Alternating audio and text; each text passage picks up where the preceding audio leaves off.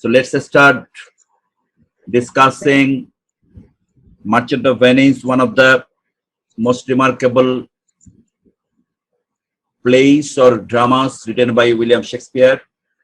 And you know, William Shakespeare had written 37 plays or dramas throughout his lifetime.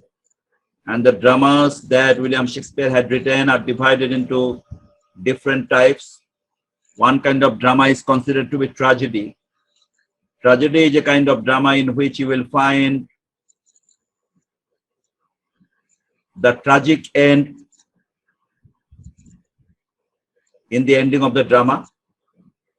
And comedy is a kind of drama in which you will find the happy ending. In the tragedy, there is the unhappy ending. And another type of drama written by William Shakespeare is tragicomedy, mingling of tragic and comic elements in the same drama. And some other dramas are considered to be pure romantic comedy. And another innovation of William Shakespeare is historical drama. Historical drama is a kind of drama in which you will find the treatment of historical elements or historical stories. So Shakespeare had written some plays or dramas like that, such as Richard II, Henry IV, Henry VIII, Antony and Cleopatra. These are the historical dramas written by William Shakespeare.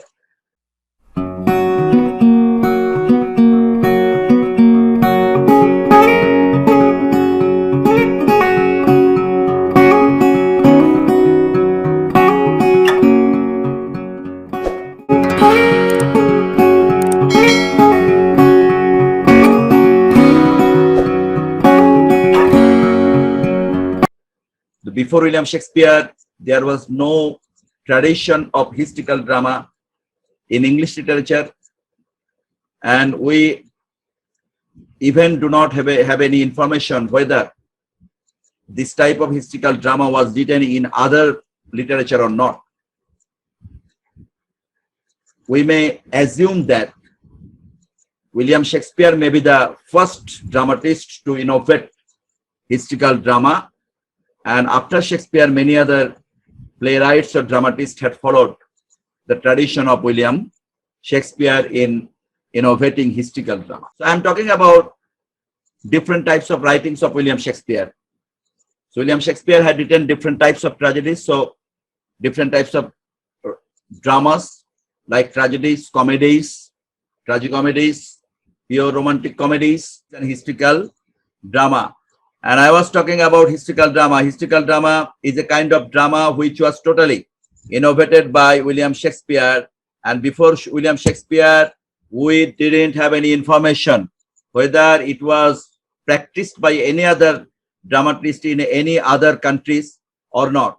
As we do not have any information like that, we should assume that William Shakespeare may be the first to innovate historical drama, which had been popularized after the Elizabethan period also. And I have also given some examples of historical drama innovated by William Shakespeare, such as Richard II, Henry IV, Henry VIII, in Antony and Cleopatra. These are the historical dramas. These are the examples of the historical dramas written by William Shakespeare. And William Shakespeare had written many tragedies.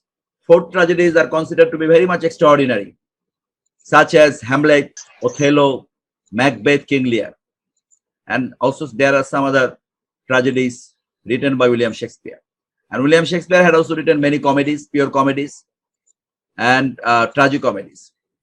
Many people think, or many critics think, Merchant of Venice is a tragicomedy. Because in Merchant of Venice, in the end, there is the happy ending, no doubt, in it. But throughout the drama, there are many unhappy situations. As there are many unhappy situations throughout the drama, and in the end, there is the happy ending. And that is why we may consider it to be tragicomedy, because of the mingling of tragic and comic elements. And there is the dominance of, tragic atmosphere throughout the play, but in the end, there is the happy ending. So Merchant of Venice can be considered to be a tragicomedy in that sense. But it is also a very much romantic in its treatment, because we will find at least three couples who are in love with one another, and in the end, all these three couples are united. As all the three couples, the most significant, one of the most significant characters, Bassanio and Portia, had been united. And apart from this couple, there are other two couples, Jessica Lorenzo and Graciano and Narissa. So all these three couples are united in the end of the drama, and that is why it may be considered to be a romantic comedy also. So Merchant of Venice is also a romantic comedy, and at the same time it may be considered to be a tragicomedy. So Merchant of Venice, from the title of the play, we understand that the setting of this drama is mainly in Venice, but there is also another place named Belmont where Portia lived. But most of the actions of the drama, or important actions of the drama, take place in Venice, and that is why the drama is titled as The Merchant of Venice, with the name of the place itself. And like other dramas of William Shakespeare, we will find that William Shakespeare had not followed unity of time and unity of place in this drama, but he had definitely observed unity of action. I think you already know, you have already got the idea about the three unities, as you have read Poetics, Preface to Shakespeare. In Poetics or in Preface to Shakespeare, I have talked about the definitions of the three unities that had been followed by the classical dramatists, particularly by the Greek dramatists and later on by the Roman dramatists. So those three unities, that is the unit of time, the drama should be confined to 24 hours, and unit of place, drama should be confined to same place, and unity of action, there should be only one action in the drama. So William Shakespeare had not followed unity of time and unity of place in this drama, as we have found that the action of the drama take place not only in a single day, it crosses more than a day, and that is why unity of time has been violated, and unity of place has also been violated, because most of the actions do not take place in Venice. There is also another place which is also referred here, and that is why unity of place is also violated. But unity of action is not violated, because all the characters are related to the same action. That is the action between Shylock and Bassanio. And that is why we should evaluate, or we should make the comment that unity of action is not violated here. And there, definitely there are some subservient stories here, but all those stories are very much related to the main story. And that is why we should make the comment that unity of action is definitely maintained by William Shakespeare in Merchant of Venice. So in Merchant of Venice, you will find the conflict between two religions, and these two religions is Christianity and Zionism or Jewish. So you will find the conflict between Christians and the Jews here, and you will get one prominent Jew character who is by religion a Jew, named the Shylock. Shylock is by religion a Jew, and the daughter of Shylock is also by religion Jew. But the daughter of Shylock, Jessica, had been converted to Christianity because of falling in love with Lorenzo, a Christian, young man. And that is why only one character, only one Jew character, Shylock, is the antagonist or the villain, or most villainous character in this play. But other characters are Christians. So you will get the conflict between Christianity and Jewism in this Zionism, in this drama. Shylock doesn't like any Christian, and though he had to maintain relationship with the Christians for business purpose, but he doesn't like any Christians. So he had the prejudice against Christianity. That is a common phenomenon, even in our country, and even throughout the whole world, because of religion, because of the difference of religion. People may have the prejudice. As I am a Muslim, then I may think that all the Hindus should not be like. But this should not be. But this is against humanity. This is against humanity. According to humanity, you should love all the creatures of the world, all the human beings of the world. Yes, as you belong to one religion, you may definitely have close connection with your own religion, no doubt in it. But it doesn't mean that you will dislike all other people belonging to other religions. But unfortunately, this is happening throughout the whole world, including our country. And that is also reflected in this drama, Merchant of Venice. The conflict between these two prominent or remarkable religions in Europe during that time. This is one phenomenon that you have to remember. Another important phenomenon is that in this tragedy, you will find the theme of friendship. Theme of love is also here, but theme of friendship, is glorified here. The theme of friendship between Antonio and Bassanio. Antonio is one of the most prominent characters in this drama, and Antonio and Bassanio had close friendship, and that friendship is highlighted in this tragedy, in this comedy, or in this tragicomedy. And because of this friendship, Bassanio could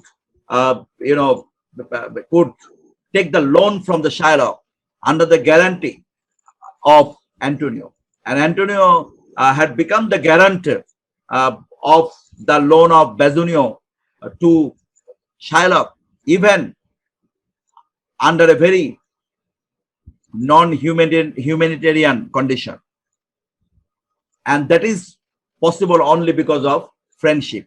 So that friendship is being very much glorified in this drama, or throughout this drama, from the beginning to the end. So we can make this comment: the theme of friendship is one of the most dominant themes in this drama. And along with theme of friendship, theme of love is also here, because we get the treatment of love in case of three couples that had already been mentioned by me. One is Bassanio and Portia. Portia is very much significant character here. The heroine, or the most significant character in this drama. As I have already mentioned in many of my lectures, that in Shakespeare, you will get the dominance of the female character. There are many female characters in the dramas of Shakespeare who are very much vocal, who are very much, active, who are very much dominating in comparison to the male character. Such as here in Merchant of Venice, Portia is considered to be a very much. I'm talking about the theme of friendship, and theme of friendship had been completed in my discussion. And now I would like to talk about the theme of love. So theme of love is also another significant theme that had been reflected throughout the drama. So theme of love is being manifested in the affair of three couples. So remember these three couples. One couple is Bassanio and Portia. Another couple is Lorenzo and Jessica. Jessica is the daughter of Shylock. And another important couple is Gratiano, the friend of Bassanio, and Nerissa, the confidant of Portia. So these are the three couples in which you will find the treatment of love. And all these three couples are united in the end of the drama, are happily united in the end of the drama. So that is very much important to note in this drama. Another important thing that I was talking about is the dominance of the female character in the drama of William Shakespeare. In this drama, Merchant of Venice, you will find the most significant role to be played by Portia, the wife of Bassanio. So Portia is a female character, but Portia could play most significant role throughout the whole drama. In some other dramas of William Shakespeare, we also get the dominance of the female character, such as, you know, in As You Like It, we have got the dominance of Rosaline. In, you know, Antony and Cleopatra, we get the dominance of Cleopatra. In this way, we find the dominance of the female character very much significant throughout the whole writings of William Shakespeare. Even in Macbeth, we see the dominance of Lady Macbeth in the drama. So that is, you know, a very much significant phenomenon. During the Elizabethan period, in history, we do not find the active role of the female character or the female or the women during the Elizabethan period. But in drama of William Shakespeare, we get the dominance of the female character that is really very much amazing to note. And this dominance of the female character is also reflected in classical drama also. So in that case, we get the similarity between the classical tragedies and the writings of William Shakespeare, as we have got the dominance of the female character in many cases. So also in case of Merchant of Venice. And in Merchant of Venice, in the end of the drama, we also get poetic justice. All the, you know, mainly Shylock. Shylock is the main villainous character here, antagonist. And the Shylock is punished. That is, male characters, I mean, you know, all the good characters are, good characters are in the winning position. All the good characters are prized, whereas the bad character, Shylock, you know, is punished. And so in that sense, we get the poetic justice. Poetic justice means virtue should be rewarded, vice should be punished. Virtue should be rewarded, vice should be punished. You understand? And that is also found here. And we also get the symbol, two symbols. One is ring. Ring is a very much important symbol of love, even today.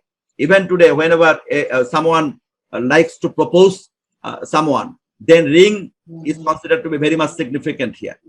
Even in case of marriage, we find this tradition. I'm talking about the symbol of ring. So ring is considered to be the symbol of love. And that is also manifested in this drama. So ring episode is also very much important. Whenever I will talk about the story, then you will get something more regarding ring. And another important symbol is caskets. There are three caskets. One is, gold casket. Another is silver casket, and another is, lead casket. So these three caskets were said by the father of Portia. Among these three caskets, if a suitor means a person to propose marriage. So a male to propose marriage. So if a suitor selects the right one, in which the a picture or portrait of Portia is kept, then that person will be selected as the husband of Portia. And Bassanio could select the right one, and that is the casket episode. And so that casket episode and the ring episode are also very much important to be found in the Merchant of Venice as the symbols of the drama.